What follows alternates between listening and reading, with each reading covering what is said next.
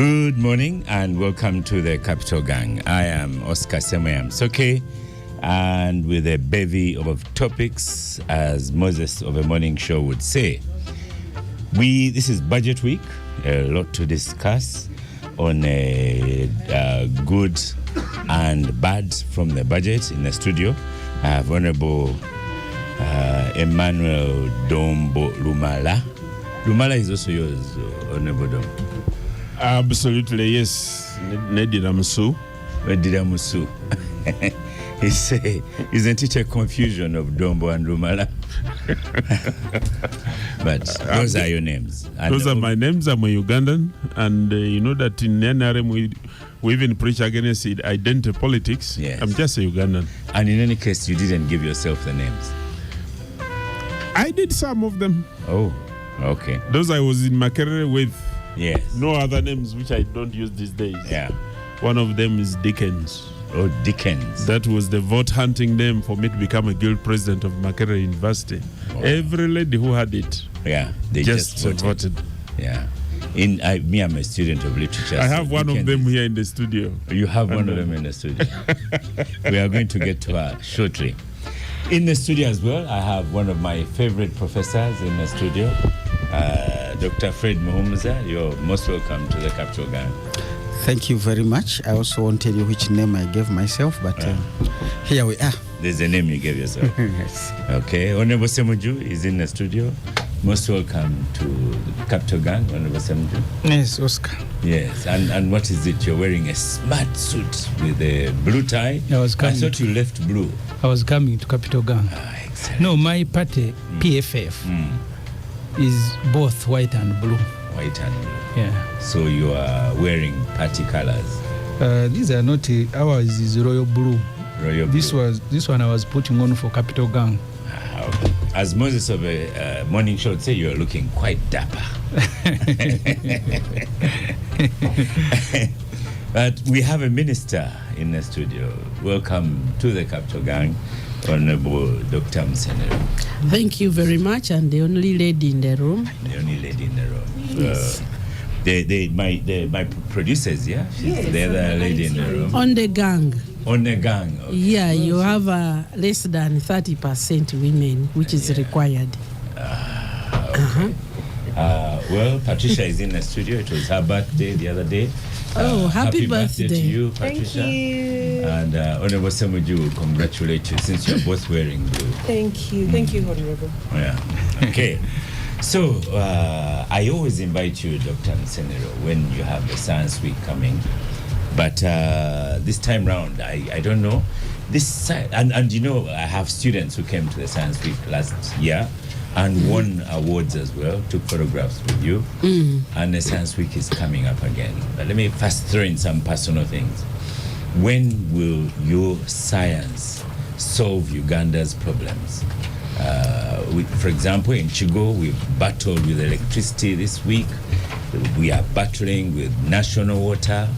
Old Chira Road is there. Shouldn't Science Week be tackling these issues? Because NRM of Emmanuel Dombo is just not doing the things. Thank you. Thank you very much. Indeed, the science should be tackling those things, and we are tackling them. Really? Yes. Because those are products of technology. But we are coming. Some of them we are using the available technology, and sometimes it just needs a little bit of intervention, which you know that Uganda has come a long way from the time when we used to have load shedding. In fact, we had load shedding, but now, when power goes off, you're surprised. It is, you know, we are like a modern village. Solar lights along the streets, but we don't have water. We don't have electricity. We have a minister of ICT. And you're near water. Well, solve problems, and we are near water. I think there is something local there which will be looked into. But let's get back to Science Week. Science. But do you take the note that? Yes, I've taken note. Yeah. I've taken note of that. Science should help us. Yes, science must help. Yes. Science must help. But so this week, starting tomorrow, the 15th, up to the 20th, Science Week is back. This is our 4th edition of Science Week. And we'll be at Kororo as usual. And we are transforming Kororo into the Uganda that we all aspire to see. And we will be exhibiting a lot of things. And let me begin by inviting first the Capitalgang. I would love to see all of you. We were checking outside there with the Honorable Semuju. And the last message he sent to me, he was responding because I'd invited him personally for Science Week. Last year or this year? The last Science Week, which was 2023. So at this time, I'm going to send you the message again. Please, you are welcome to Science Week. There is even a special policy day. On this Science Week, this year, we will be exhibiting especially innovations and technology which has been developed. Our theme is from the lab to the market, from research to the market. Because we have come a long way, right now we are on the market. We are taking things that we started to research on, that we started to innovate, that we started to build younger industries on.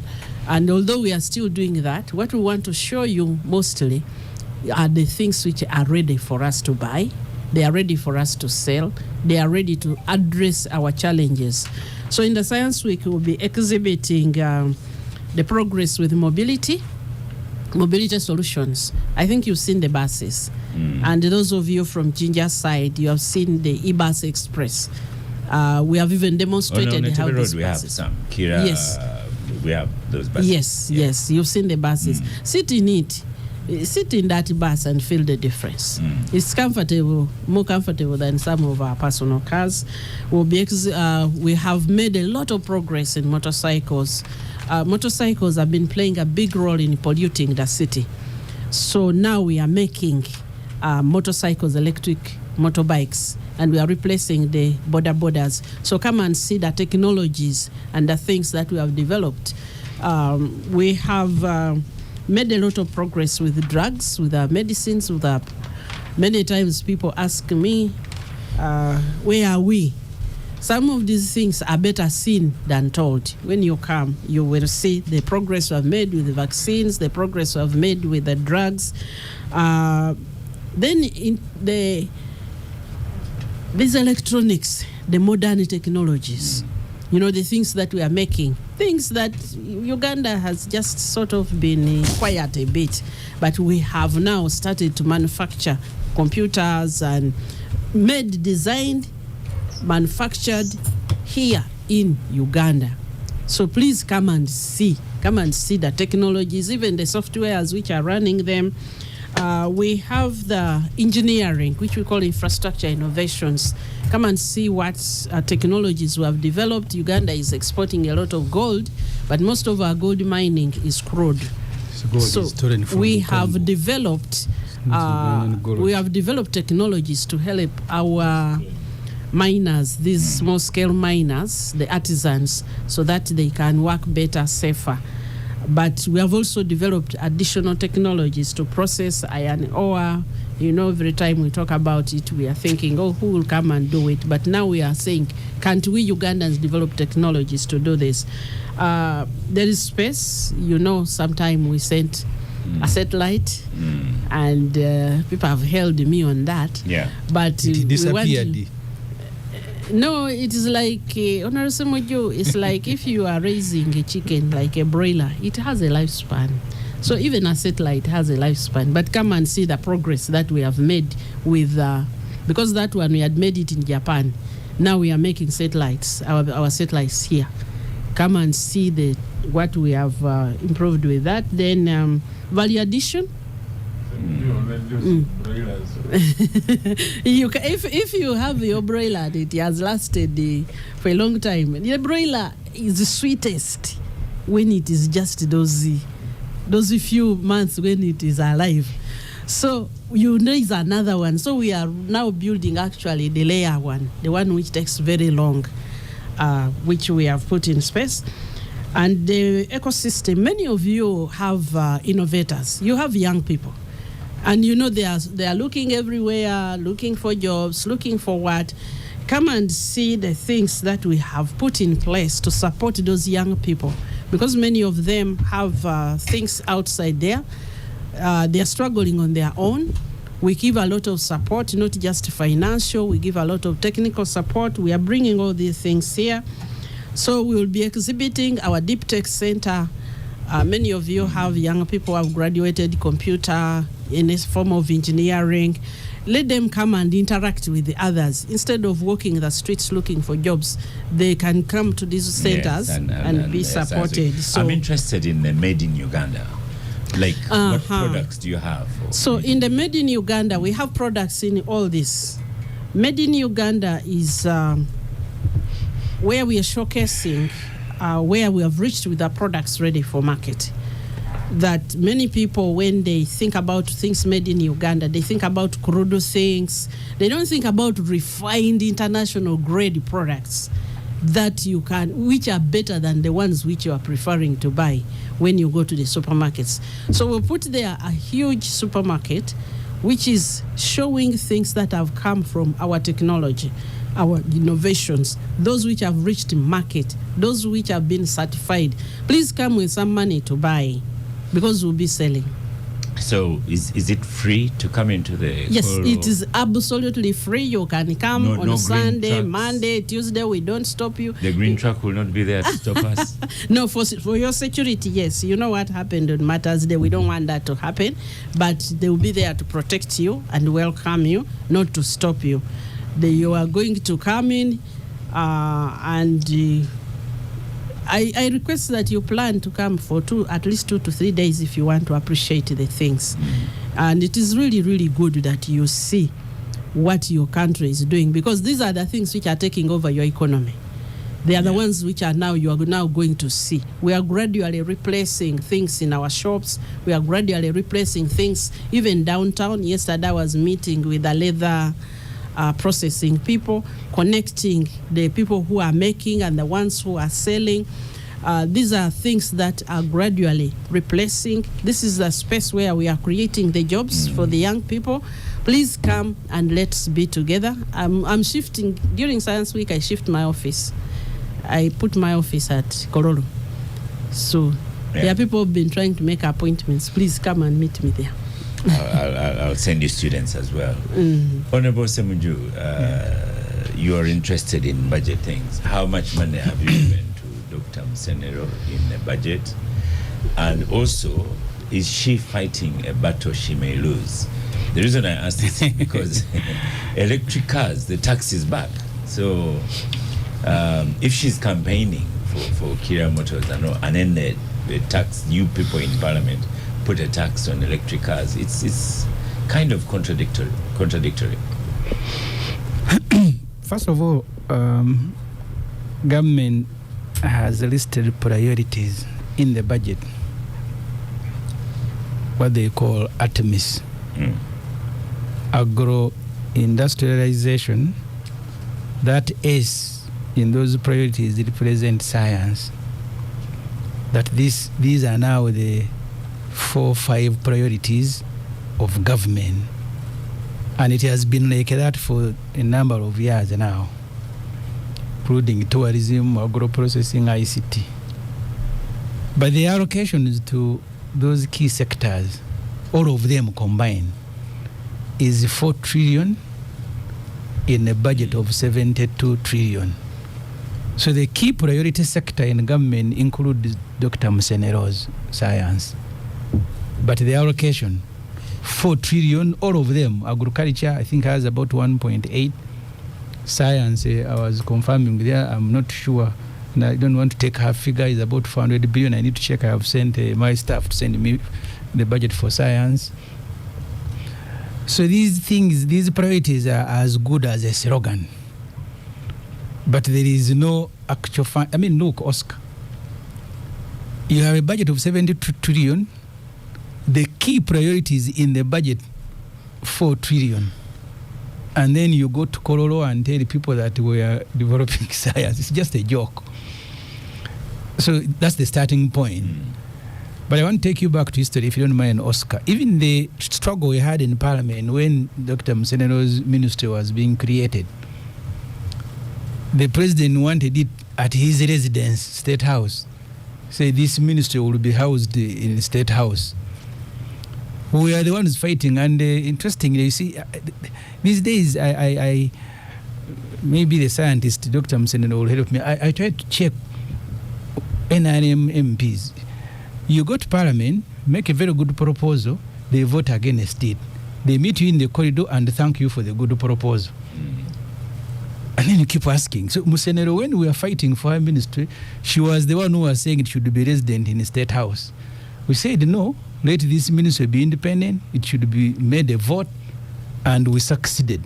But the one who brought a proposal, this Dr. Musenero here, had accepted that it can be casually handled by M7. So you're the one who proposed that should be a vote. They didn't actually want to create a vote. And then NRM supported you. The NRM MPs occasionally, because even a madman, you will meet him eating. So when you meet him eat, it doesn't mean that now he has become sane. So sometimes they do normal things that normal people do. You're asking something that is obvious. So you mean a madman dies. So the point, so I wanted to give you that history, Oscar, and then come to the real issues. So the funding does not commensurate with the publicity that is done around the science as one of the key priorities. And I have told you, even the priorities, because you have Kiria Motors, I have visited.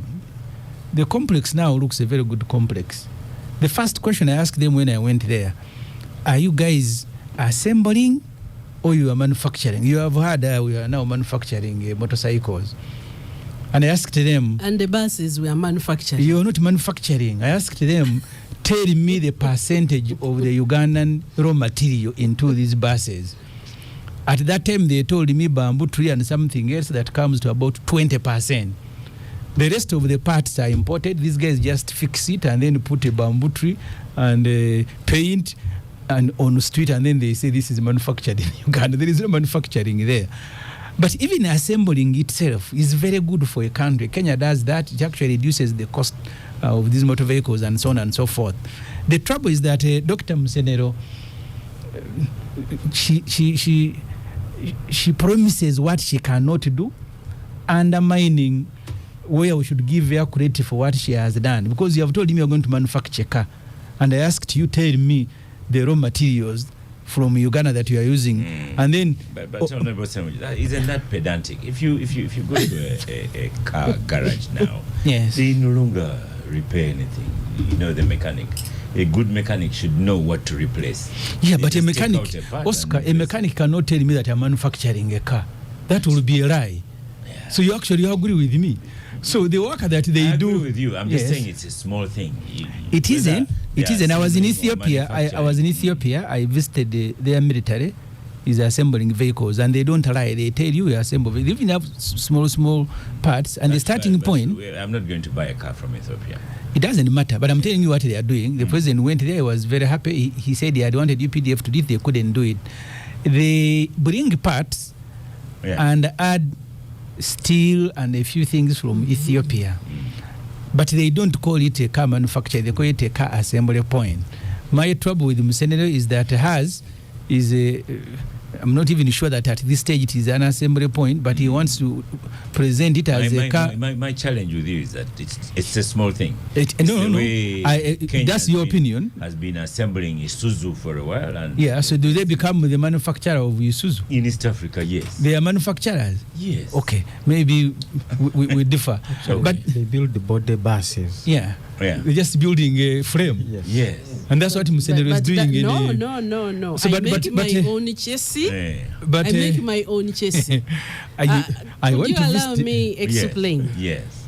If you are assembling a vehicle internationally, you will not get a vehicle identification number.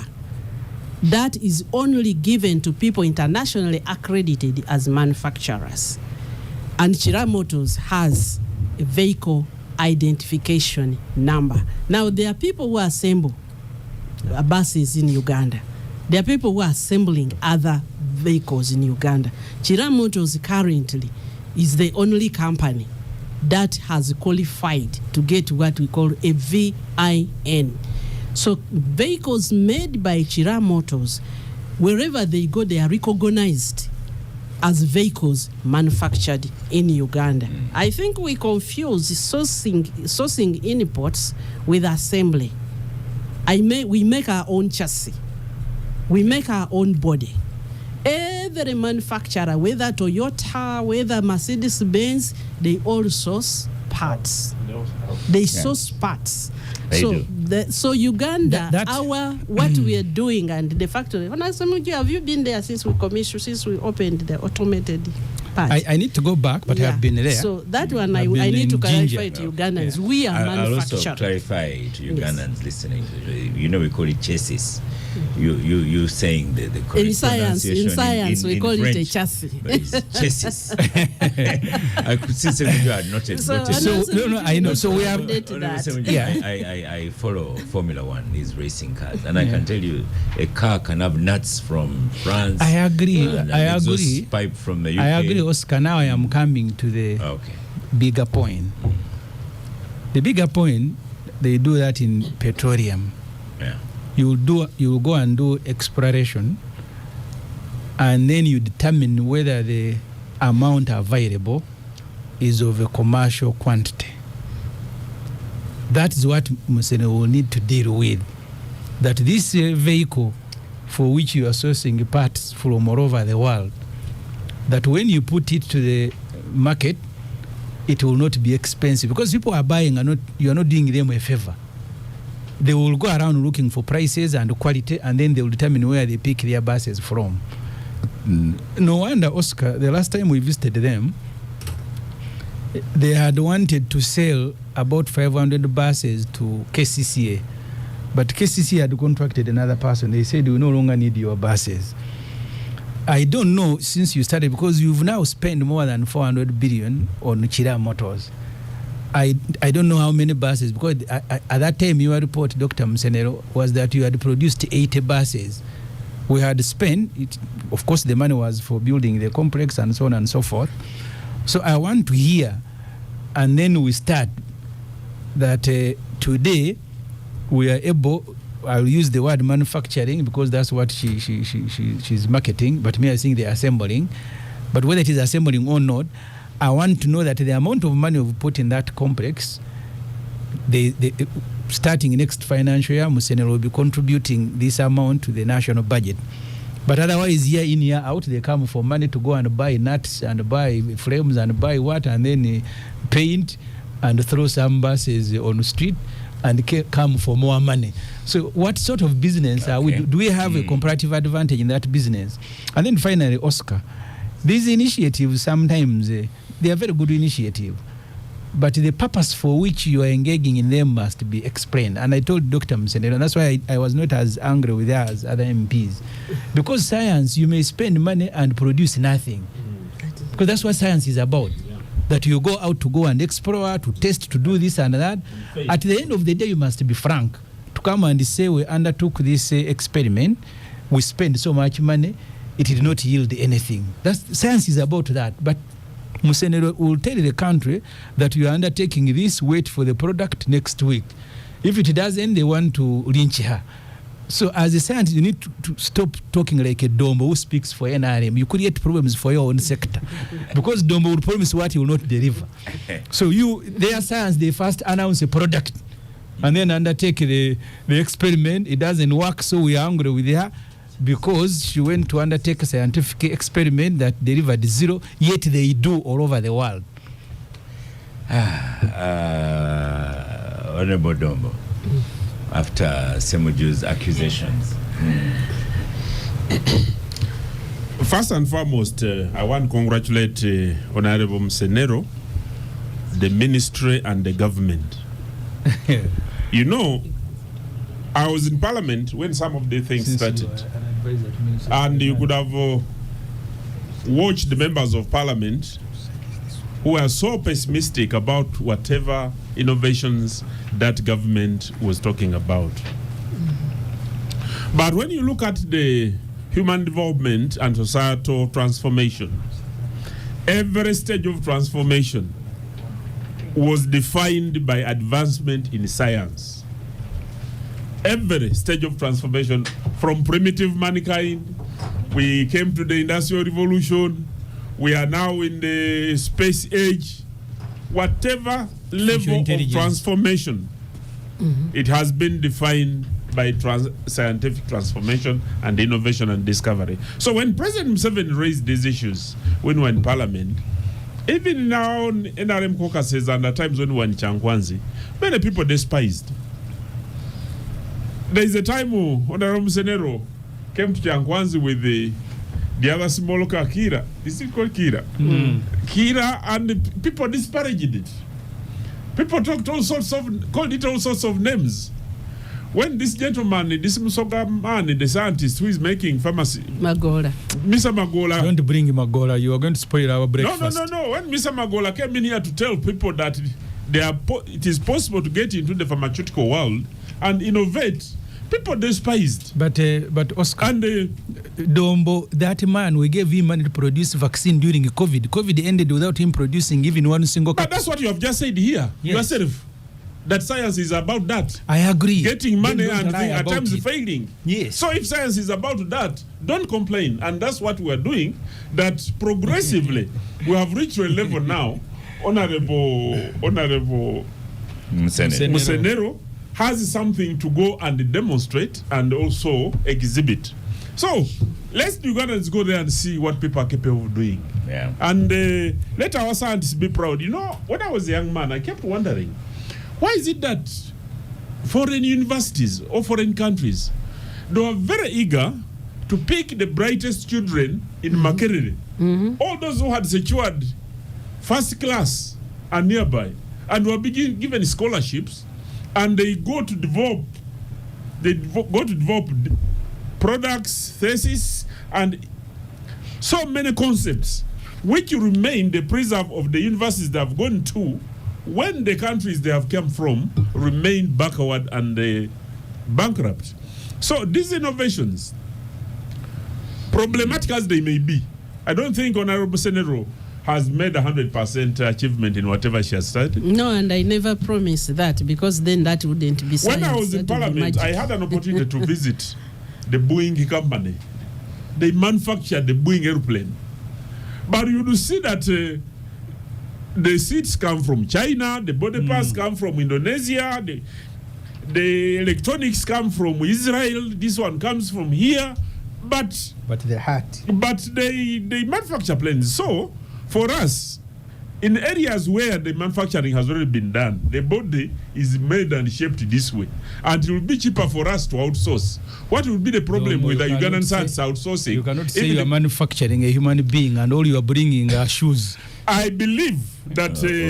Let me switch off some juice. I believe that progressively as we move, when the petrochemical industry picks up, when we have started extracting our oil, a lot of things are going to be done here because the raw materials will be available. But progressively, we have so many Ugandans who have been proud of research, but all they can do, their research could only end up in laboratories. So if time has come for researchers to work and integrate scientific research with manufacturing and the market, then the Ugandans are going to see themselves as picking up as a country. You look at China. How did China transform and take over to become the second biggest economy in the world? They invested in science, manufacturing, and they became the factory of the world. Right now, if China closes manufacturing, you can see the chaos that will be in the whole world. Well, so if Uganda takes a strategic position in the manufacturing and they start doing that, and the members of parliament support, I want to thank Honorable Semiju, because his attitude, look at his attitude as a member of parliament, is totally different from other people who go basically to oppose whatever government does. You can see he visited Kira, and he has promised that he will visit again. We've hosted Kira here severally. So he's going to visit again. I wish the Capitalgang could go also go and visit as Capitalgang, so that when I'm a part of the guests, I can also go and visit and see what exactly is happening. This is what the members of parliament should be doing. And that is how only we can transform our nation. So, Banasemujo, I'm thanking you very much. Take the same message to your friends in parliament. Let them continue supporting the effort of government. He raises a fundamental point. But what would a poor country do? That actually, we are not putting our resources in the way we ought to, given the priorities that we have. But if members of parliament must be paid well, the public service must be paid. That's where you begin. If people must eat food, the medicine must be put in the. So there are areas, consumptive areas in Uganda, which eat a bigger part of our budget. But as the revenue performance improves, as the tax base grows, as the people appreciate the value of science, I believe you and your colleagues in parliament should be able to make a decision and put better money in those areas, so that tomorrow, whether we are present or not, but the people of Uganda should live a better life than we are living today because of the work we have done. Let's go to Dr. Fred Muhumuza. Honorable Abdul Katuntu is in the studio. Welcome to Gang. Came a little while ago. Thank you. Yes, just come. Go is one. Little while ago could be 1 minute, 5 minutes. Okay. No, okay. It's good use of English. Dr. Fred Muhumuza, Nora Waraga sends a message on X, formerly Twitter. Science devoid of humanities isn't effective. That is what is happening right now in Uganda. I would agree, because if I don't have electricity at home, if I don't have water at home, because both UEDCL and National have not delivered to me, and yet I'm hosting the Minister of Science, already that's a challenge. Well, it's an interesting one. When does science touch humanity? Yeah. Is another question you want to be looking at, and how should science really blend? And I'm happy that we have, by coincidence and design, come back to the same desk with Honorable Musenero here. For many people, they will not know that the science that dealt COVID, the blow that it did, the mRNA, that science began decades back. And the people who are doing it in 1989, nobody cared what they were doing. Until everybody now, and they were there, the science was there, but the need came. So originally, if you get back to the 90s, talking about where should she be hosted, people may have forgotten that the National Council of Science and Technology was in the Ministry of Finance. For these very reasons, science must drive the economy. So they said, you guys don't just go and sit to begin splitting atoms. To what end? Can we know the development challenges we are facing, so that from day one, we are deploying the science to deal with these issues? The successes we have today in coffee, you have to look back at what the Dr. Chibirige Sebunyas did 30 years ago, building the whole group of scientists today. There was Kayovu, Masakana in the 80s, that coffee wilt. The scientists have been at it. So you don't just wake up today and say, coffee gave us for the first time we hit a 2 billion. No, there was science behind there. But the whole point is, how do you strategically not put too much into the development of science and forget the current day? That you're investing in how do you do water desalination, but Oscar needs water now. Yeah. You're planning to desalinate water for people in 2030, but what about Oscar today? And that's why I wanted the whole discussion in finance to plan and say, at what point should I put 700 billion in Tumagola to develop vaccines, but right now as we speak, there are no drugs for cancer in Mulago. So you want to balance that, to say maybe I should grow this gradually over time. And that's why Kira will have a difficult case for many, because you see in that investment, heavy investment. You won't see the buses as many, but the investment they have done in Kira, and that's why people should go there and see what they have done. But also you want to say, which is sometimes our antithesis in where we make policies, global value chains is where you want to sit as you develop some of these things. That's why I was saying sourcing. But when I hear Uganda, I must add value to my raw materials. Up to how far and at what point is a discussion we are missing. A piston is a very vital part of an engine, but a very small part, if you want to say percentage-wise, of a car. Now, these are the lessons Trump learned. When he says tariffs on Canada and Mexico, his first people are the ones he wanted he thought he was protecting, but he was actually killing them. So one of the best pictures that I saw, which was put out there to make Trump immediately suspend, and thank God he responds when the evidence comes on the table. He quickly suspended because they listen to the realities. A piston, that's a small part. The engine is assembled in Michigan, but that's position number 5. The real part, the powdered aluminium, starts in Tennessee, because you don't just get a piston rod out of the raw material of iron. And here we're saying we must add value to our iron. Sometimes you want to sell it out there a bit raw so that people can divert it into many directions. Because the moment you refine it, you've lost part of the market. As I always say, the egg, do I want it boiled? Do I want an omelette, Spanish? A farmer is not going to determine all those details. So for the farmer, sometimes it is best his egg will sell only when it is an egg. The moment he changes it into something else, a bit of the market is lost. So these guys get the iron. So in people in Tennessee, crush it into powder.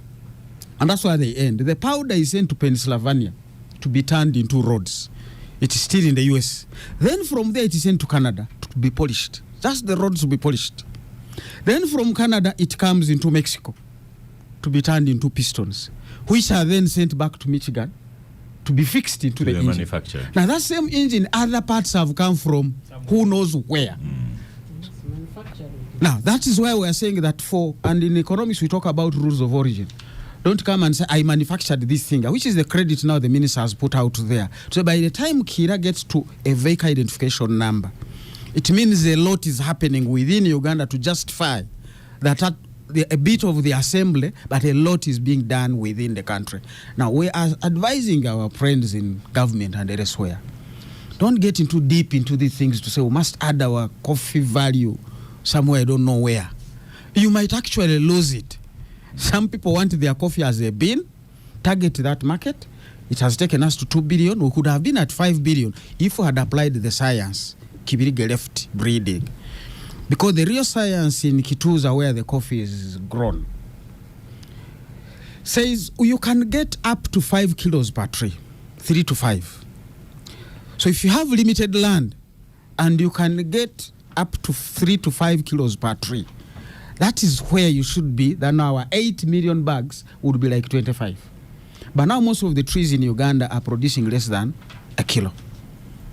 What is missing is not that people have not planted, the soil is not there. A few things here and there, all of which are sitting in science. Which fertilizer do you use? When do you irrigate? But which clone did you plant in the first place? Now we have put money for a fertilizer factory. It's going to be in a location where there are no raw materials. And people are saying cow dung. Cow dung is not fertilizer. The science will advise what exactly is fertilizer. It may be a holding ground that cow dung you mix in nitrogen and other. So he thinks the cow dung is fertilizer. So for me, we are still haven't even given the science the right docket, and that's why the original people in the structure adjustment program had said, let science sit where it is supposed to be promising us economic growth and tangible results for people. Now it went into a market, anybody says anything, I'm watching that fertilizer thing. We already Tororo and leave it. That one, of course, now we have started another, and I think in Capitalgang.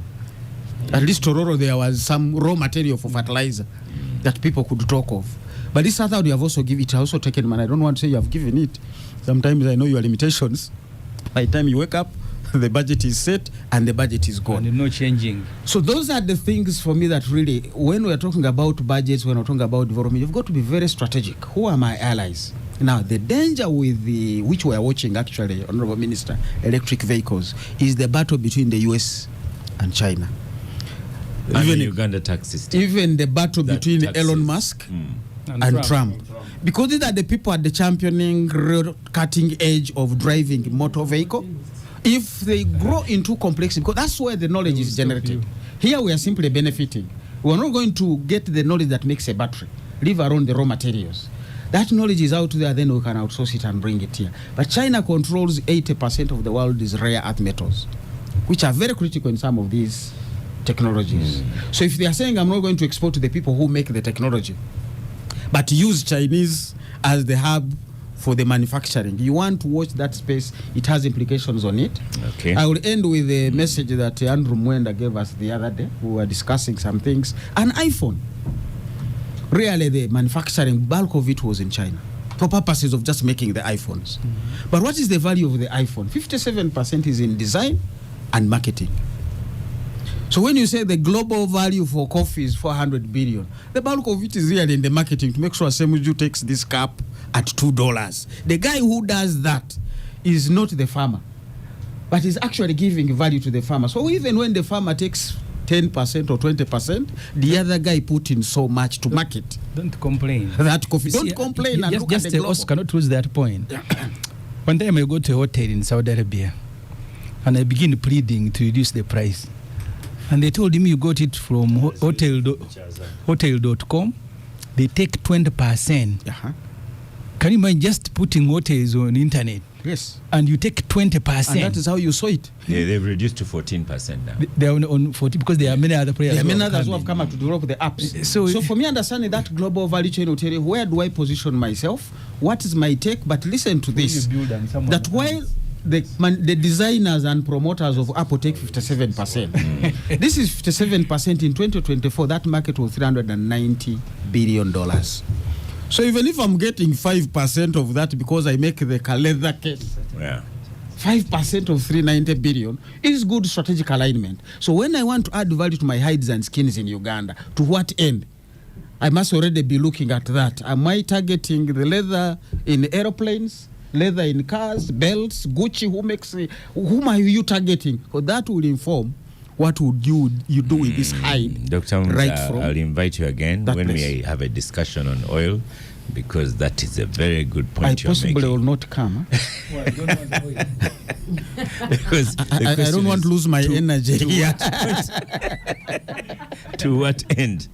Honorable Katuntu, on microphone now. I know, one of your 50 cars is hybrid with 50 cars. He has cars, this man.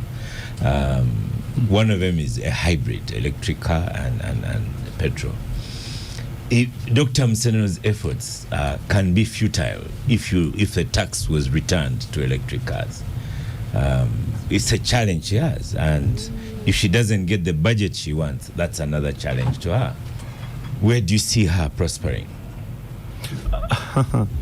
You see, you have to balance two interests. One, you need to motivate her to produce more and have a lot more innovation, but at the same time you need the revenue, because at some point in time she might need more money to invest in high innovations and so on. And how do you get that money other than other taxes? So the debate should really be not tax-free maybe, but reasonable tax, such that you balance. You see, I hope in the next topic we are going to discuss it. I see many people, when they are looking at this thing called the budget, they are looking at the expenditure line. And that has been my biggest problem. And thanks to Semuju lately, and sometimes, no, he has, let me tell you why I'm thanking Semuju. One, sometimes people get so much excited with the style of his presentation, so they get lost out. Others get annoyed with the naughtiness of his presentation, so they also get annoyed and they miss out the big point. If you must raise money and spend, you need to look at the income. How do you raise this income? Where does this money come? Yeah, and I've seen it in Parliament, Oscar.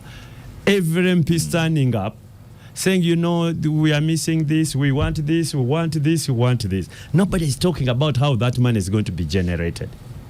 And so if you are talking about taxes, yes, you can have those tax holidays, reduce taxes, but you not then have money to spend, including to invest. So it is quite a delicate balance.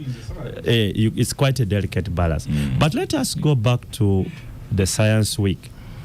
I don't want to fall a victim of my brother Rumala Dickens. Why? You see, this thing is not about 1986, please. There are many, many Ugandans who have sacrificed, many scientists who have been in at this innovation even before Lumala was born. I'll give you an example. The Public Agriculture Research Institutes in this country. There's this one in Teso. What is it called? Serere.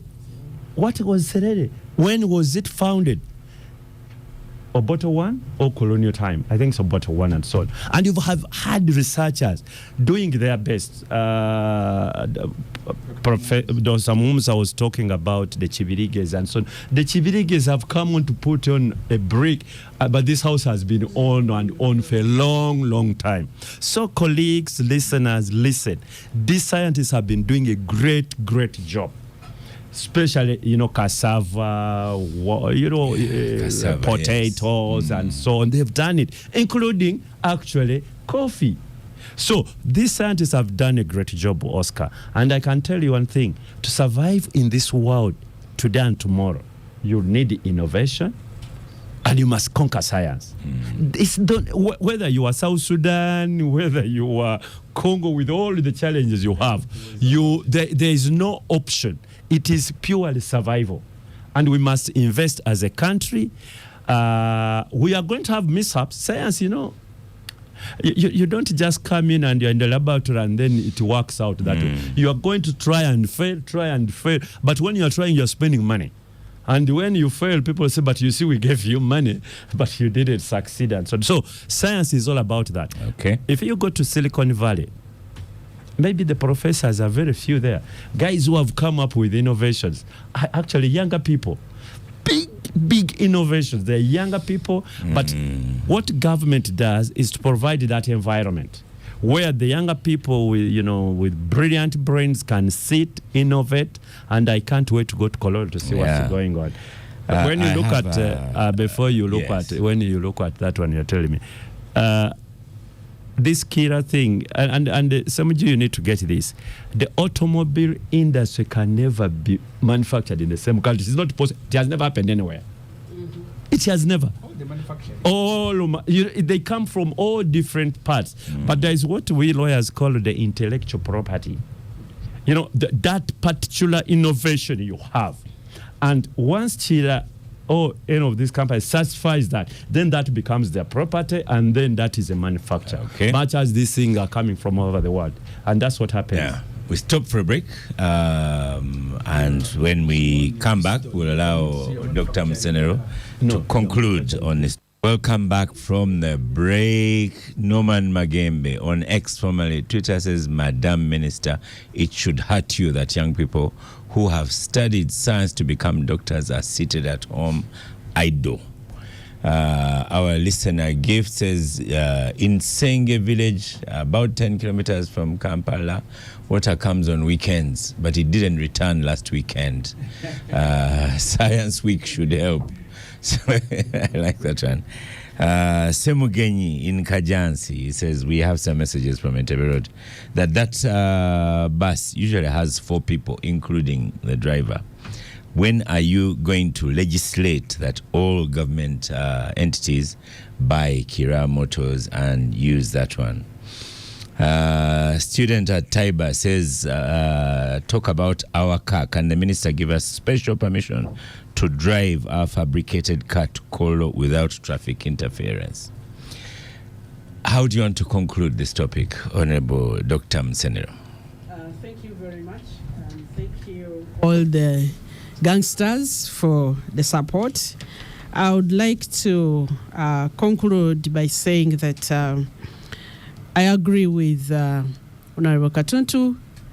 Science is a journey, and we are building on a foundation which has been built before.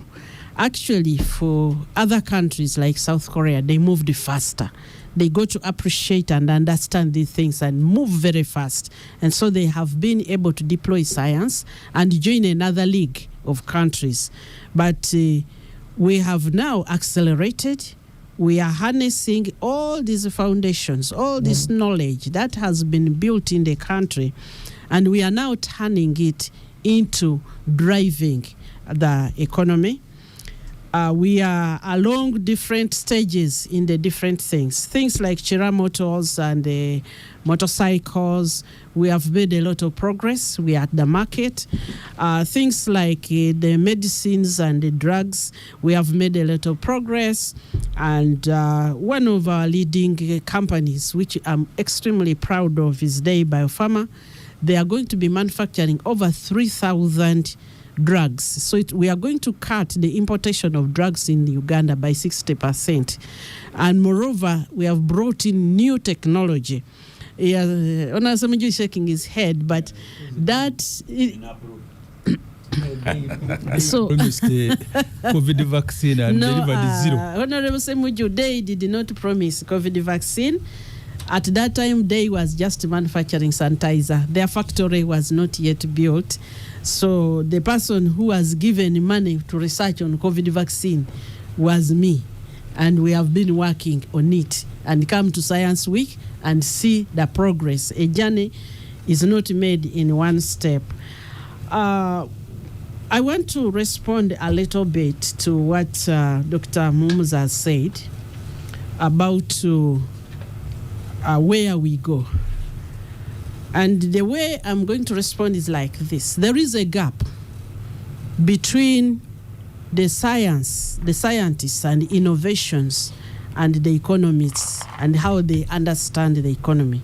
Now, this week, that it is important that we unite so that they can come and explain to us in a language we understand, and we can also go and explain to them in a language we understand. The development of the country is in between. So this Science Week, we have a dedicated day where we have invited economists, planners, policymakers. We are going to discuss, can science really develop the economy, or is it a waste?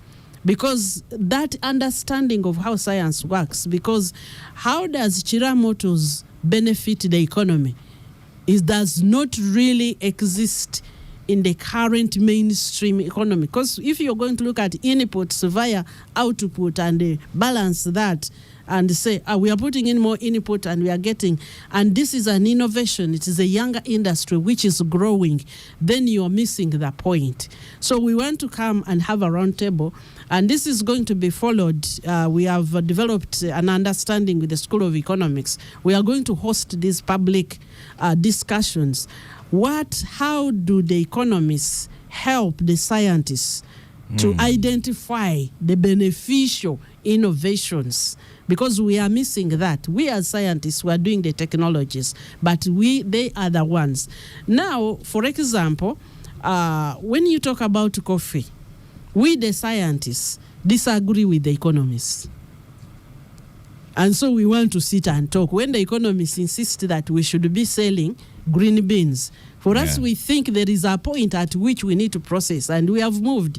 We have, for the first time, exported ground coffee, because for us, we have done the science, and we have seen the benefit of it, that we can double, even triple the benefit from a kilogram of coffee by roasting and grinding it here. So I don't say the economists are wrong. I'm just saying, let us come together and discuss. Then you talked about the taxes. Yeah. Now, when you 2 minutes, yes. Yes, when you are developing an industry and you have an infant industry, you have to be very careful on how you allow that industry to grow. How do you give advantage to your internal industry to grow without undue competition from outside, without undue advantage? So since Uganda has taken the electric automotive industry as a domestically grown industry, we are going to progressively have policies which protect that industry and allow it to grow. So don't talk about electric cars as if everywhere, wherever it is made, it is going to be beneficial. And so I actually upload that. I upload that policy. When you are importing an electric car, yes, to protect the Kira industry. That is the purpose. You know, in a... You first produce vehicles, and then you stop those that are coming. You don't first stop, and then you begin we are not manufacturing. stopping. Well, I'm saying if there's some thinking to it, that's fair. We are not stopping. But Dr. Let me Mseno, we close. are out of time, and Yes. listeners are going to be annoyed with me if I Can if you I don't close mention by rabbits. just saying Rabbits. which rabbits? I don't know. There's so much about Dr. Mseno and rabbits in there. No, 2 years it ago. was something to do with. Put it to rest. Not rabbits. Yes, Rats. that is just. There was one we bought at how much? 40 million. Yes. The students, especially, I want to appeal to the students out there. When you do experiments, Yeah. many times they bring for you white rats. You don't see white rats running around.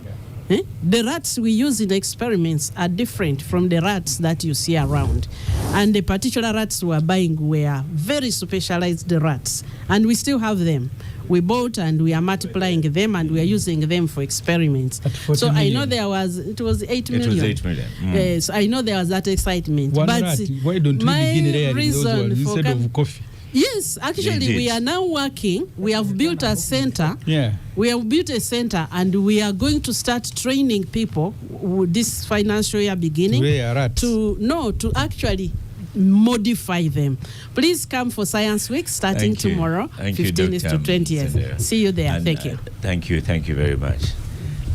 Back to you now, Dr. Momuza, on discussion on the budget. 20 Financial advisor to Minister of Finance. Former, maybe you'd say, teacher of economics.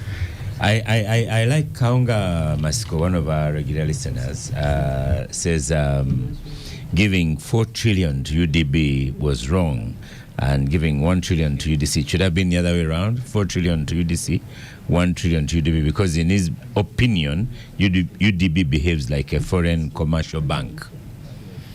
Well, it's a good point to start. It's a good point to start, but that's really, when you look at the budget in terms of numbers, you lose the point. Budgets are about strategy. Plans.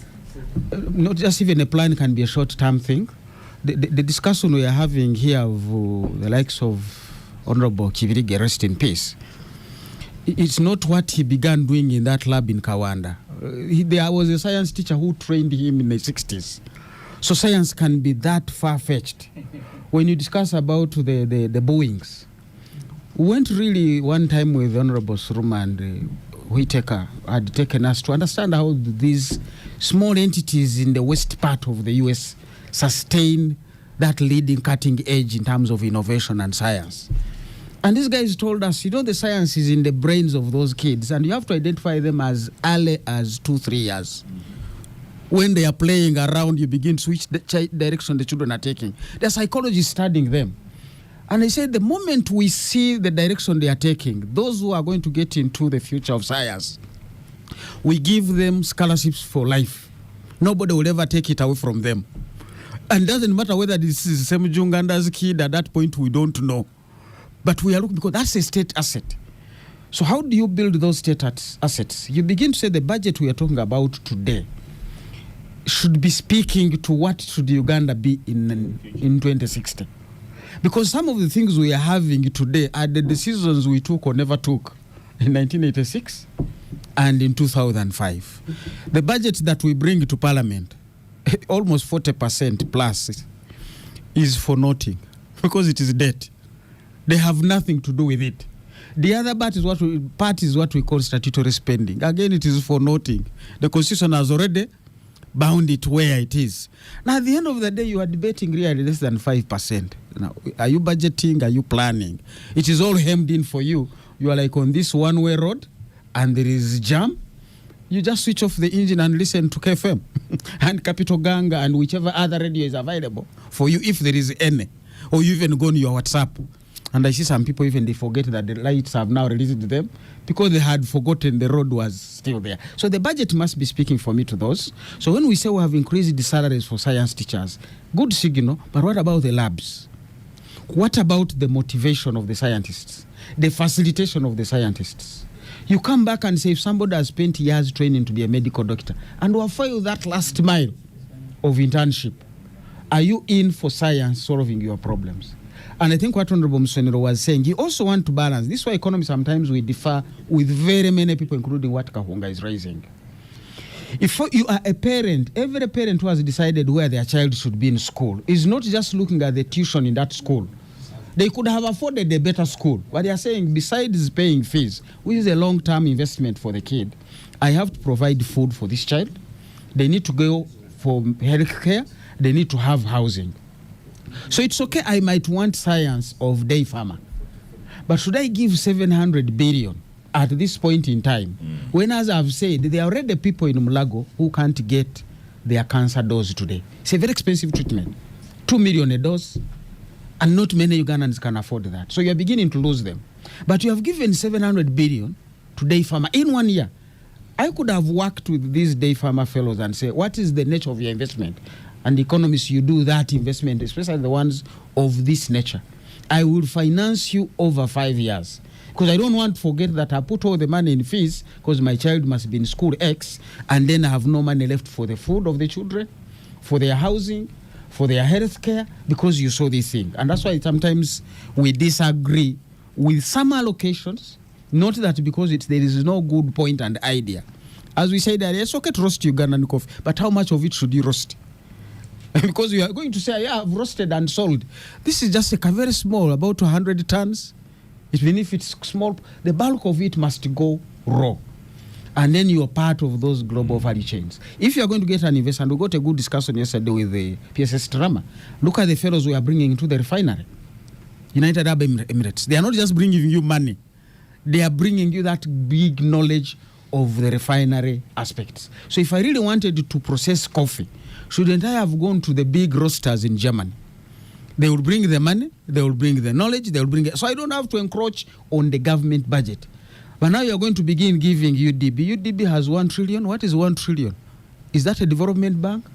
Is that a kiosk in the banking sector? You have an economy of 226 billion. Your development bank is 1 trillion. I don't even want to call it a development bank. That's just petty cash in a big bank. In supermarket. So it's going to get into things that you don't want to see. So you look at UDC. So really the budget is That's not why speaking. Kaunga has called it a foreign bank. It's like behaving like, because they have so little money. Is that what you're saying? You don't even have money, so I don't want to call it a bank. But you know, so the other bigger part, and I think this was strategy misses us as I come basically to a comma, is strategy. You have put into the budget, I think, what did we put in? 175 billion, what we're calling interest-free loans for commercial farmers. You are borrowing this money from Stanbic because you are going to issue a bond at 18%. Now, who is going to pay the 18%? Government. It's government. But also government, by borrowing from Stanbic, the person you are calling a commercial farmer, in the first place, has to go to Stanbic to borrow the original money so that Stanbic's interest will be paid by government. But now when this guy as an individual goes, because government went to the same Stanbic, picked out a cost-free loan at 18%, Stanbic is going to lend to this guy at 35%. His business will never even take off. So who is fooling who in these logics and Oscar, dynamics? This Dr. Professor Mumuza is the advisor to, he has been, I don't know whether he still is. Now he's a lecturer at but also we still advise. Doctors will tell you, don't do this, don't do this. Yeah. We have had accidents. The road has advised, please, at this point, drive at 100. You find somebody at 140. Now, does that mean UNRWA and the Ministry of Works was wrong? They gave you the advice. They will even tell you don't overtake. The line is very clear, continuous in the middle of the road. The road speaks. So giving advice, I don't want to blame the advisor, but the person on the steering wheel. What were you doing overtaking in a corner? Sometimes that person is not there because he has died. But also he has killed the others in the process. Let's go to Honorable Semuju here. You have, should I call it a minority report or alternative report? But I want to congratulate you for that report. Yeah. You liked It it. has very good content. Apart from the beginning, why must you start your report by saying Museveni and Kasaija both aged 80 years, presenting a 72 trillion? Is it connected with? Are there In my training, connected? Oscar, as a journalist, a human being, the attention of a human being is divided to so many things. My job as a journalist is to draw the attention of that person to what I want to say. You are an MP now, not, No, I am, not but journalist. there is no training for MPs. So maybe that first paragraph you could have excused the That's what he was 80-year-olds. communicating. Why have you started with it? Because it is the beginning of your report. Exactly. It isn't. But 34 trillion to be raised by URA, and you pass this in May 2025. It's no wonder now URA writes to me every week on a fine, a penalty, whatever. Most of them incorrect. I think the policy of government, even when you read the domestic revenue mobilization strategy, they committed themselves that they want the tax to GDP ratio to at least raise up to 17. But at the moment we are averaging 14, sometimes even less. Yeah. So the point, The highest has been 14. so the Professor Mumzas can tell us why a GDP of now declared, because they keep computing it, 226 trillion. Why can't that GDP give us 40? Because in the development report, development plan, I think the target is about 50. I'm not sure. Yeah, because they if you have a milk, or a cow, or a dairy one, you feed it with everything that. So the production must commensurate to the investment that you are making in that dairy animal. So this is what we keep grappling with every year we are in Parliament. Because if you go back to 2021, 2022, those financial years, URA on average has collected about 25, 26 trillion. So the tax collection has been growing by about 2 trillion every year. So the target Actually, they put 25 is the highest, and that 26. 26. Okay. Yes. So the target that was given to URA this next financial year, that they will correct 34 trillion, URA will not correct it, and finance knows that they will not correct it.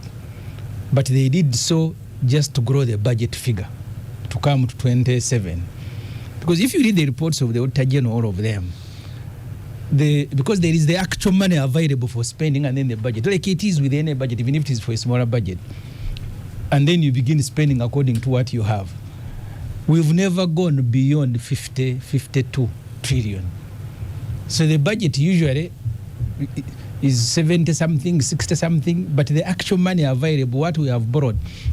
I was telling the Honorable has been processing the budget. In his own document, he says, first of all, money in the international market is no longer available. That so these lenders are actually concentrating on their own economies, and Trump has made it even worse. So they will not have money. And that's why if you look at the list of those who are lending us money now, the IMF is at 12 trillion. China is growing by day. China is now at 9 trillion. It is the second biggest lender of money to Uganda. And understand Chinese loans. Last financial year, China collected from Uganda in terms of payment, 650 billion, 222 billion in interest alone. And that's why finance, they will prepare very good documents, I think, when the MOMs are with them, and they will tell you expenditure that go beyond the revenue projections are a problem. But they go ahead and make them.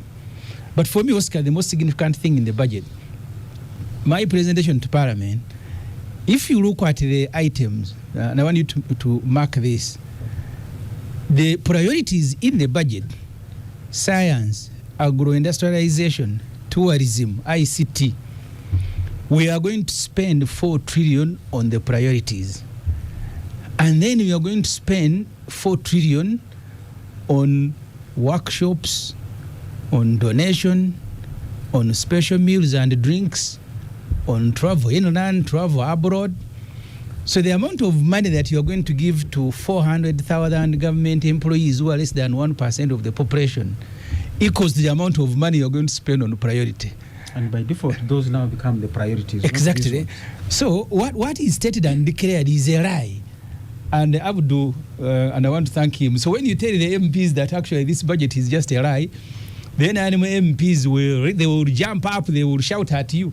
Because how can you, this next financial year, which begins just 2 weeks from now, you're going to spend 960 billion, almost a trillion, on travel inland to fuel Dombo's car to go to Mbarara to campaign, to stay in a hotel. Because all these government vehicles that last you week see... I noticed he has an escort. Yeah, and why shouldn't he? Why shouldn't Previously he? he didn't have. Yeah, but previously was it the Dombo of today? Okay. But So- conclude with that sentence. Yes, so that's what the budget is, that the stated priorities receive less. Yeah. What is not stated as a priority receive more. So my fear is that this budget cannot take us anywhere. We will continue just surviving like a child survives on the street, because someone was saying that economic growth will be at 6%. Even children who are abandoned by their parents and on the street, they also grow. But that's not the life that they want to celebrate. So Uganda is like a street child. We will just continue growing without care. And then someone else will proclaim that the child on the street is growing. First pause, the Honorable Katonto coming in. You know, I think next year I'll after Semju has written his report, I'll help him edit. Now, when he talks about 460, 60 billion going to, that's Rocco, 247 billion going to Congo. The introduction to that section, I will not read out here. You should. It's a document, it's a public document. This is morning Already radio. presented. This is morning radio, the public. But if they presented it in Parliament, you are cheating the public. So, but there is nothing obscene about that document. Just read it. Next year I'll edit. But this document was in court. Yeah. I am not the one who invented. So that content that you see there was... Edit will not read. That's the problem. Just read it. Have the courage to. No, not today. So 247 billion to Congo, 60 billion to Rocco, Pinetti another 465, and I'll also not read his comments there. Yes, and he protests that URA may not raise the 34 trillion. You see, sometimes you are caught between a rock and a hard place, and it's a very difficult position to be in. Let us look at the 240 billion being paid to the Democratic Republic of the Congo. How did this arise? We went to Congo for both legitimate reasons and eventually did illegitimate things there. And the cost came to this. As you know, DRC took us to court, and we lost the case. When we lost the case, we were required to pay close to 100. $6 billion. Yeah, it was a lot of money. So we went and negotiated to pay less over some time, and this 240 is part of the part payment. What we should have asked at that time as a country, Parliament, many, especially members of the opposition, raised this issue. How did we arrive at that position? Who are the people who committed all these problems for us to pay to pick the bill? Because we went there and started one. I think it was about the behavior of the UPDF, both in terms of treating the Congolese people, but also getting our ugly hands to Congolese resources, plundering really. So who plundered? And because if government keeps quiet and doesn't come and explain to the people, we are paying this money because our soldiers who went into Congo committed bad-mannered soldiers who went there committed these financial crimes and so on, then that's a problem. So this is a bill which ordinarily we should not even be thinking about, Oscar. But there we are, there is a judgment against us, we have to pay it. Because this sort of judgments or international obligation can be executed. Tomorrow I don't want the Uganda airline plane to be flying to South Africa and is impounded there, or even any of our international transaction to be garnished. So the other amount was about what? about Pinet. Yes. 460 I think billion. Pinet has been one of those sad stories in the recent history of our country, because we've made noise. And said this thing has become a bottomless pit. And all excuses have been given. There is no accountability. Nobody who has a public oversight role has gone and seen what Pinet is doing. Then I get excited these days. I see many people getting excited. I am not. Let me tell you, Oscar, a hospital is not about brick and mortar. I don't know how Ugandans think. A hospital is not that sort of thing we are seeing that is coming up for the money we put in. A hospital is about equipment. It is about the human resource there. And if just putting brick and mortar has taken us, the first payment we made was around, I think, 6 years ago. Last parliament. Last parliament. The first coin we put there. But brick and mortar, which anybody can do it. Anybody in this country can put up a building. Any company, because it's about steel, it is about cement and sand, nothing else. But we've taken 6 years to put up just a structure, not equipment. The specialized one. Yes, not the specialized equipment we need, including the specialized personnel we might need. We have not, but we've sunk in billions and billions of shillings. Just pause there for a second. I stop for a break and come back to you. Welcome back from the break. A bit of disagreement. Yes, Honorable Katonto. So I think I should tell you, Star Cafe, we're enjoying Star Cafe, so making our contribution I'm taking Mukwanoko. Oh, okay. Star Cafe is their company that is giving us the breakfast. Yeah. So to me, this thing about Lubowa, everybody has sought an explanation. Actually, including ministers. When you talk to them, basically they are saying, no, let you go and ask some other person. We are not. I'm not so sure even whether Minister of Health itself, will not speak about it. even Minister of Health itself, I think has no answers. And whenever you ask them, they are saying, no, please. You ask other people, we are not involved. Whether it is Dr. Chen, whether it is Dr. Diana, there is a problem with Lubowa. It is more or less like, Oscar, what is happening at Parliament. We need to build that new chambers and so on. Last Parliament, we paid them the money, a full bill. Now, they exhausted the money without doing their job. Then they went to government, to the president actually. Say, we don't have money to do your job, but we had already paid them. So the president said, okay, maybe we should get government to lend you money. Buy shares. 60 billion. No, the total is 200.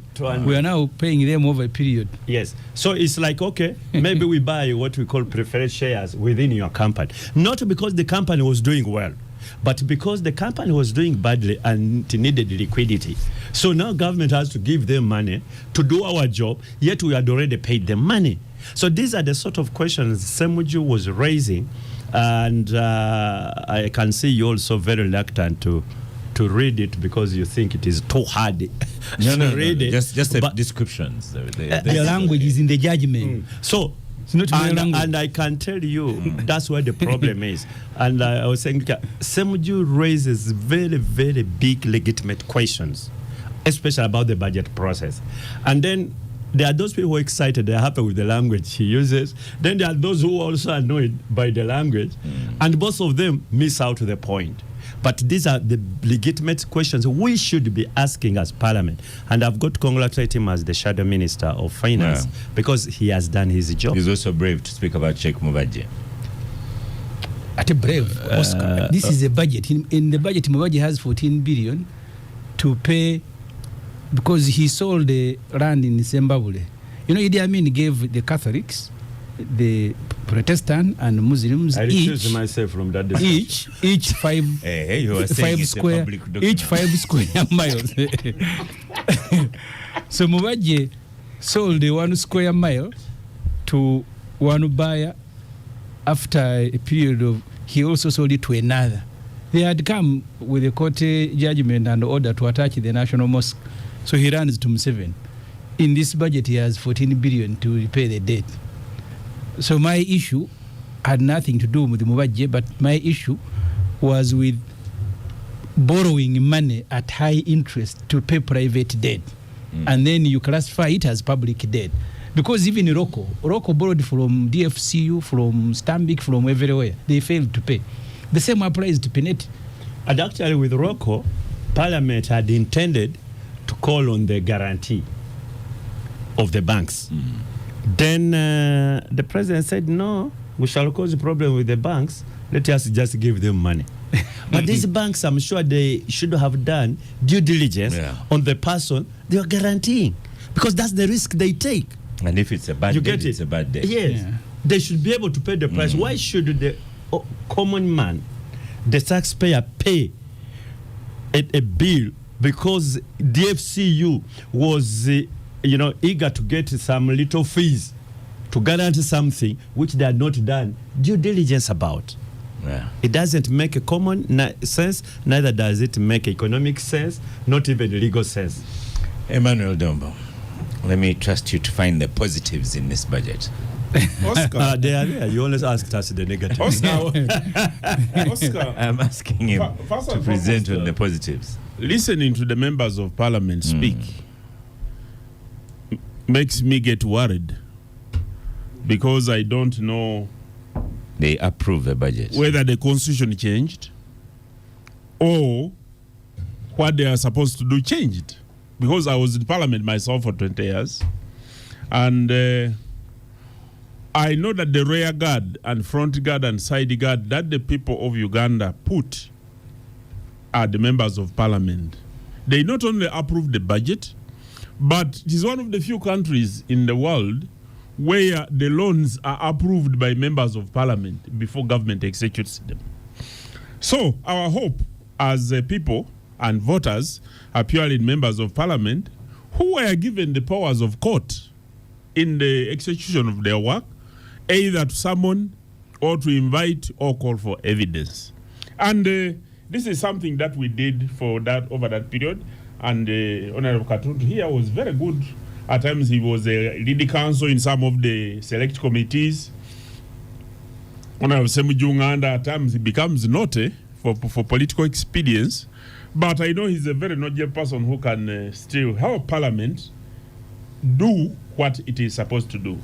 But going to the positives, without necessarily going to the figures, the other day, I met young people, and they were talking. Some of them were borders, and one of them said, "Uganda, Chinyuma." Uganda, the country. And even on social media here, there is a young man who went to do TikTok from Rwanda, and it has been circulating. And when he came back, he said, "You people don't know how beautiful Uganda is." Without looking at the figures and looking at how far we have moved, in Christianity we say Beneza, you can see the milestones that have been overcome because of the good work that has been done by our vision bearers, by the technocrats, but also at times by the members of parliament when they make decisions in parliament. When you look at the macroeconomic level side, you can see that there has been growth in the country. You can see this growth in individuals. Look at the members of parliament. Just at the ambience, how they look like, those who promised that they were going to parliament to fight against President Museveni, they ended up getting to parliament and getting transformed, either economically or socially. Those are the basics without getting the figures. When you look at the economy, our currency is one of the most stable currencies in the recent history. Professor will tell us how we have come to this. Professor will tell us how we have come to this. But these are positives. And the other day I read how the IMF determines poverty, that people living to $3 per day. In Uganda, a family can survive on 10,000 shillings. Eating a balanced diet, living well, and being very happy. So Uganda, although we have the other economic challenges, but within the means that people can work hard, even that little money can make us survive, unlike in the other regions. I was looking at the level of exports. I think Uganda is the only country in the region which exports more to the neighbors than it imports. And there are bigger reasons what this brings about to us as an economy. When you look at how people live, fuel is expensive. I swear. I live near the border here in Kenya. I was asking myself the other day, I saw many people coming to Uganda to buy fuel, crossing on the other side. Many trucks which come to Uganda prefer to buy Uganda fuel and fill in their tanks when they are getting back. Why is this happening? And I think this is because of the good advice done by Professor and team. When you look at our exports, level of exports, the minister was very clear and very, very happy. I've never seen my brother Matia Kasaija, Honorable, this happy when he previously demonstrated that the economy was on takeoff. But when you look at the GDP and even FDI receipts in the country, you can see that government is making progressive leaps. And it is the work of Parliament now to ensure that the leakages in the budget, because that's where our biggest problem is. What Honorable Katuntu and Honorable Semujunganda here is talking about, we have a lot of leakages at the level of collection of the tax. The minister promised to do something and undertake some reforms and import technology in order to fight against leakages. But also the people themselves, these issues which have been defining here. How can Peneti keep taking money and you cannot get to him? And then you keep approving more. And you're members of parliament. Because that's the power of the past. That's what I was used to be told when I was a member of parliament. How can you be a member of parliament and you can't ask the hard questions? At least let them provide the answers. Because even when we were in parliament last time, and there was a very big argument at one time whether we should summon the president to come and appear before a select committee. And we had to get a compromise where the committee had to go to State House, meet the president, but the president... The president will come. The CDF the president provided answers.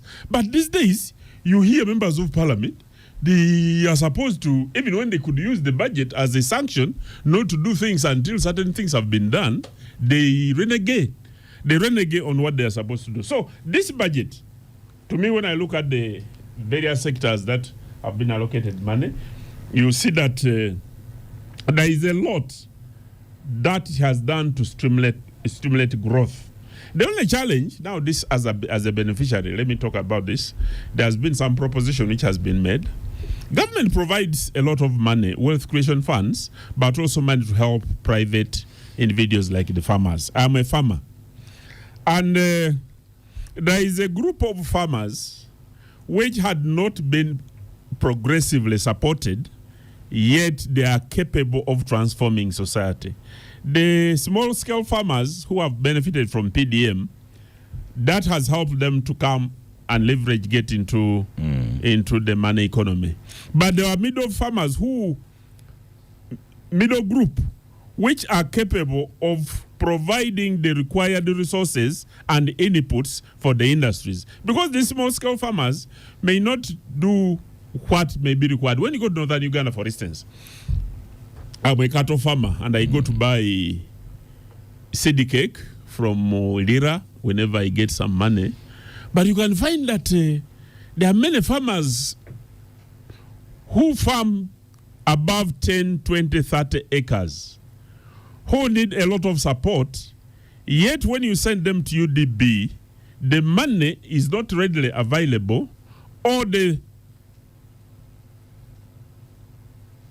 requirements that they're supposed to fulfill in order to access that money.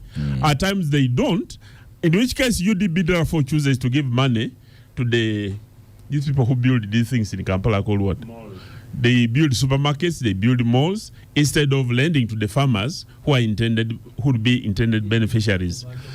So, this is an area where government has provided some money in the budget to help such farmers. But the question is, will the money be reaching and will the money come? Apart from the bad side, which Honorable Katunto and the same Uganda has looked at, the budget has propelled growth as an instrument for planning, as an instrument for strategic interventions like government has done. We believe we can do better if all members of parliament as politicians choose to think together as a country. Yeah. Let's come, Dr. Mumza, to conclude this. I regular listener, Kahunga Matsiko says all these monies, women, youth, disabled, elderly, agricultural credit should all be pulled back into PDM, another version of PDM, no longer a 1 million PDM. Would you subscribe to that? And you must give credit, which has been maybe not so highlighted, that the Uganda shilling has been stable for quite a while. Yeah, I think the word is stability is okay. You want a stable currency. But we always say at what level. That's really the economics. Stability is one side of it. For somebody to tell you your patient is stable, it's really good news. But you're still in intensive care. The stability part of it is good. Yeah. But I want to see progress at what level. If they are stable on the ward or stable at home, then you can talk about stability plus where are they. Now the question we are really having as economists, at what level should the shilling be in order to be competitive? Yeah. Because the shilling and the dollar is really how you engage the rest of the world.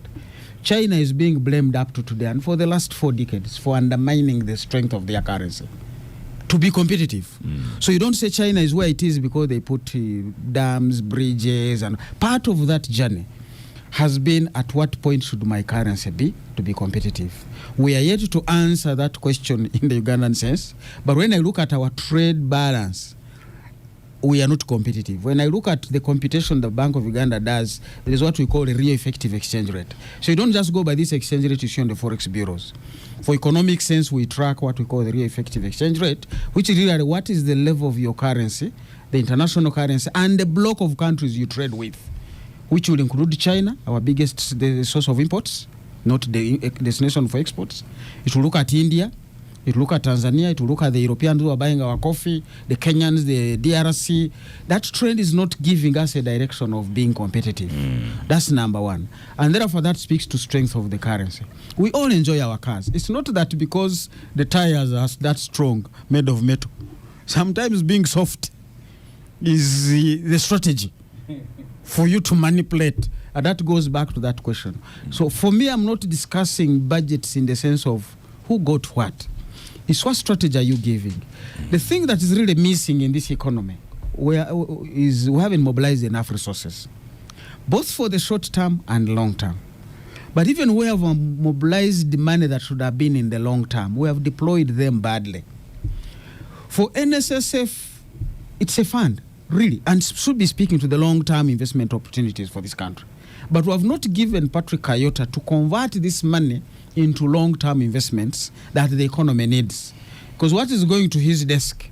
Invest in government papers. So he converts a young man's money who is 35 years and won't need this money for the next 15 years, so you can commit it. But because the young man and the system wants to post good returns, NSSF is going to buy a 2-year bond at 16%. Now you have converted your long-term funds into short-term funds. That's a distortion in any economy. Now the guy who is going to a commercial bank is now going to begin to borrow money to buy land. The loan in the bank is 3 years. The land you are buying will give you returns possibly in 15 years. So people are converting short-term money into long-term assets, and then we are converting long-term money into short-term assets. This budget just did that distortion and has done so for the last 15 years. The James says, now I understand why it's called Capitalgang. It discusses criminal gangs. By the way, I wanted to say the positives. No. 100 is a positive, Yes. and a half is a positive. When you multiply the two, you get 50.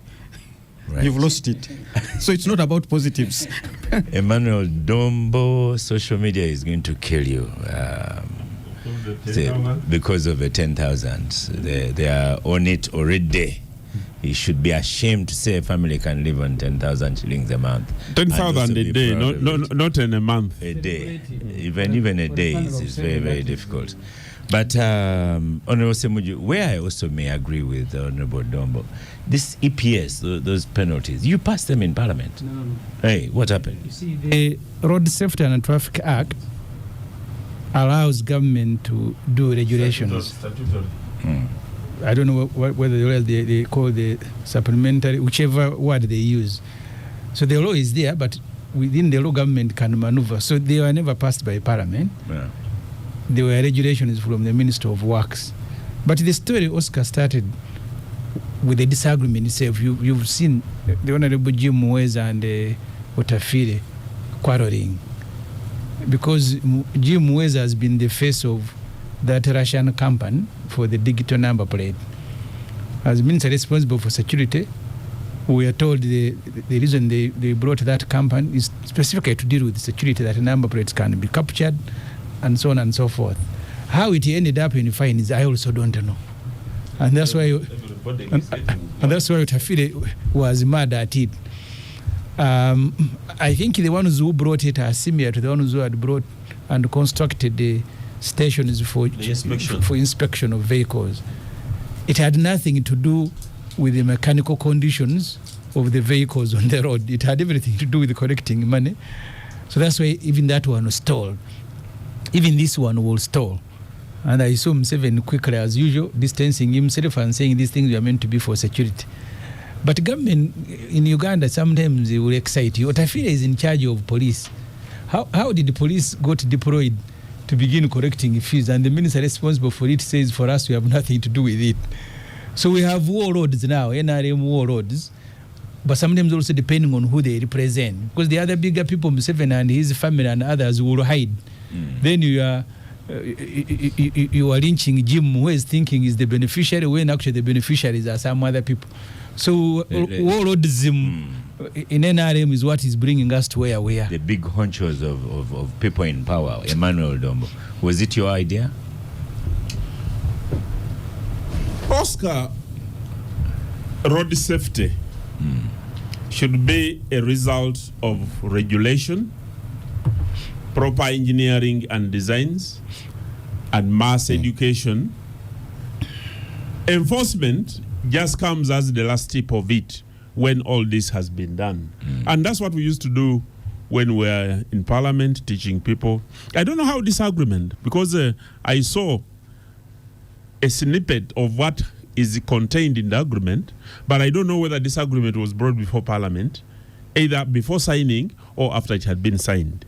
Because when you look at the revenue sharing and what we're supposed to do, that's where the problems begin. But secondly, when the president talked yesterday, the other day during the budget, and then you compare what Honorable Otafire said and his colleague Honorable Jim Muweza, then you suspect that there could be a bigger problem that meets the eyes. And the only people who can look through this, now that has been suspended, why can Parliament recall the entire deal and look through it so that they can help the people of Uganda? Okay. Honorable Katun, pardon? Dombo has found Parliament to be a soft target. You know it will not do it. But why not? Oscar, we moved the money we moved the money, and I sit on the budget committee in this financial year's budget from Magora to buy ambulance, city schools, completion of health regional referral hospital, including Mbale, that has a Sagiko ward at 92% completion. And Museveni said, so he arrested the MPs for corruption, but in a way also intimidating them, said, don't tamper with my targets in the budget. You needed to be in Parliament this year when the budget was being processed. But even a comma, the MPs were fearing. But President Museveni is saving you, because in this world where there are no vaccines, and we're going to rely on vaccines that are imported, it is important, the science we have been talking about, you need to protect certain areas of the budget. I know. Let's go to... Museveni went to Luzira to inspect the put there. Regulation and he is said important. They will affect you and they ran away. That regulation is important, but extortion and also unfair rules, that is really the problem. even before looking at the income sharing? Okay, there is a little bit of category here, but let me explain why. In the few minutes we have left. Yeah, originally, this infrastructure was supposed to be between Ministry of Security and Ministry of Internal Affairs. Reason, it was about digitalized number plates for purposes of curbing crime. Really, that's what it was. However, the contradiction at that time, and I'm sure it is public knowledge, was between the Ministry of Internal Affairs and Security. Because when the Ministry of Internal Affairs tried to do the due diligence on the company that was supposed to be providing this service, they found a lot of things in Russia, for example, that this particular company had never done this type of thing. And the company, they asked, where have you done it? They said in Poland. But at that time, there was a problem between Poland and Russia, and therefore, just like now, it was not possible. So, the Honorable General Kahindo Tafilo disassociated himself from that project or internal affairs. However, Minister of Security went ahead, I think with approval of the Attorney General's chambers, because you can't draw a contract without the approval. So they went and executed that contract. Later on, I don't know how, again, another general walks in. And this time it is General Wamala. From General Muhozi to General Tafile to General Wamala. To General Wamala. Muhozi or Tafile to Katumba Wamala. Saying now he wants to use this system to, one, now collect revenue. Looks like, because this one is not clear, that the payment for the service had now changed. We are not going to pay this company, but the company was supposed to pay itself from the fines which now Minister of Works and Communication was imposing to traffic offenders. Exactly, because now they come chaos. So you find these guys say, okay, we are going to collect this amount of money, but of this one, 80%, this maybe for purposes of paying within 72 hours. It was 50%. I mean, it was just utter confusion, and I'm really happy with the reaction of the public this time. It flatly rejected it, and I'm telling you, it was not going to be possible to have that thing implemented. We go back, but if we go back now, this thing has to be re-examined afresh, right from acquiring that contract to why we ended up where we are now. Dr. Mamuza, finish the 1 minute left conclusion. Did these people think about Uganda's income? How much do people earn? I know Domba said 10,000 a day, for which they are killing him. But to pay 600,000 in 72 hours. I think now you want to ask which people are you talking about? You because people when you in said finance. when you're saying these people, Honorable here has told even Parliament sometimes doesn't have the control over some of these things. But liquidity is always what you want to have. Because every time we're talking about patients, the doctor once says their blood. Liquidity is the blood of the economy and of the businesses. That's why even URA would say Capital Radio, when you want to pay your employees, please, at the end of the month, pay them their salary. But as for the payers you earn, we don't want to strain you. That you can pay within 2 weeks. Because you don't want to kill the company. Let it pay its employees, as Honorable is saying, 10,000. 10,000 is the breadwinner. Behind him is 7 people. Because this household has 7 people. The 4 children or 5, those are the children, plus the mother and the father. So literally everybody has 1,500 to survive. That's not even a chapati with a gum of water. But that's your economy. And you have to live with that now. With such an economy, you don't pay 600,000 and within 3 days. Previously, it was 1 month before the penalty is given. And there's not even a court of appeal. So you can't even explain and say, by that I was talking on phone, I'm a doctor, was giving instructions to a patient in theater where I'm running. Do this, I'm coming. No, the thing caught you, pay 2 million.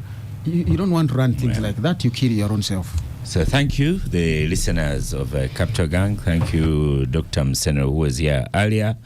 Thank you, Honorable Katun, Honorable Semojo, Honorable Dombo, Professor here, Dr. Mamuza, thank you.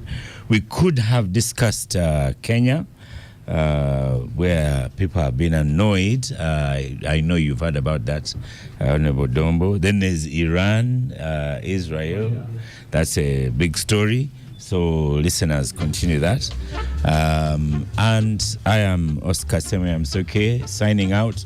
You have Rough Cuts by DJ Nyowe coming on.